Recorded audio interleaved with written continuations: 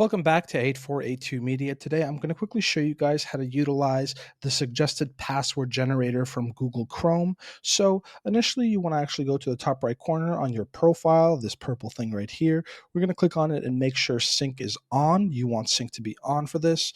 And let's say I go to a website, for example, like this Canva website, and I want to create a password. I'm going to type in my email. And then when I go to password, I can actually right click on the password area and then click on suggested password.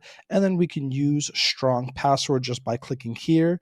And then we can just log in and it automatically saves to your Google Chrome account. And so when you visit this website back, you can actually just press this key button right here and it will automatically save on to your Google Chrome. And you can just by pressing this key, you can log into these websites. Thank you guys for watching. If this was helpful in any way, please leave a like down below. If you have any questions, comment down below. Thank you guys for watching and have a great day.